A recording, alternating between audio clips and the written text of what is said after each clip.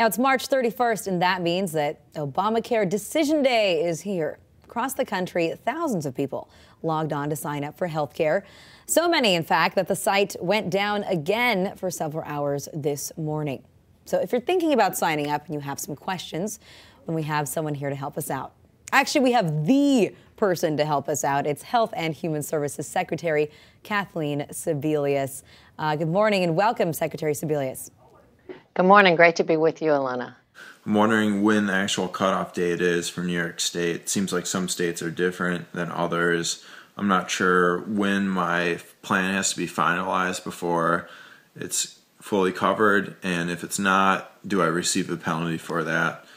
Is it March 31st or is it mid-April? If you can clarify that, that would be great. Thanks.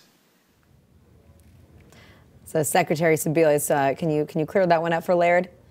Sure. Well, Laird is in one of the states that has a state-based market, but New York is doing what we are doing on the federal site, which is the deadline is midnight on March 31st to be in line to get coverage and be in the process of completing an application. And we hope that the vast majority of folks can get through on the federal site as well as on the New York site. New York has done what we have done, which is to say if you can't get fully through the process because of a surge in activity or you're in a wait line, we want to do what people do on Election Day. You can vote even if the polls close at 7. If you're in line to vote, you get to vote. For the people signing up today, their coverage will begin on May 1st in terms of once you pay your premium to your insurance company, then you will have a card for coverage beginning May 1st.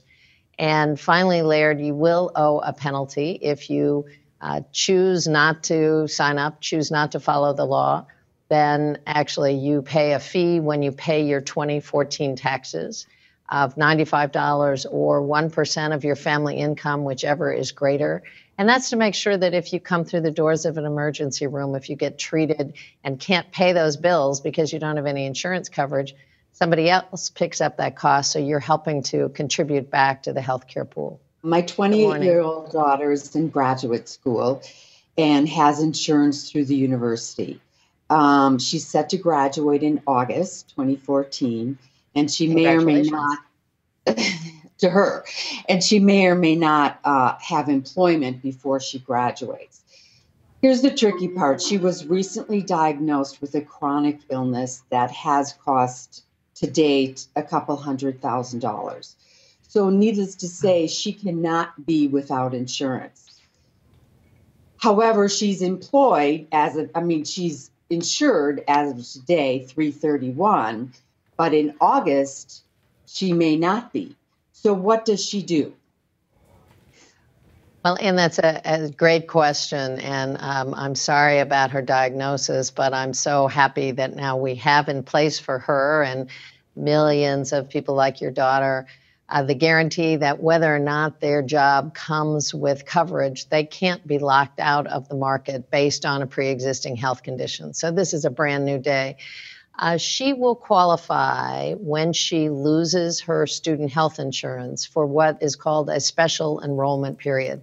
So losing your insurance because your spouse was covered and he lost his job, or you have a baby in the family and need to put the baby on the plan. All of those conditions, those changes of life or loss of coverage allow you to come into the marketplace at the time that you lose your coverage and enroll in a plan. So she doesn't have to do anything right now on the 31st of March. She can fully use her student plan, which is in place. And then as she approaches the loss of that coverage and knows what her employment situation is likely to be, if she has job-based health insurance, she won't need to worry about the marketplace. If for some reason she doesn't, for a couple of months or a year or longer, she can go to the marketplace and enroll in a plan at that point. We have a much smaller number of women who occupy political office in this country at the local, state, and national level than the average of the whole world.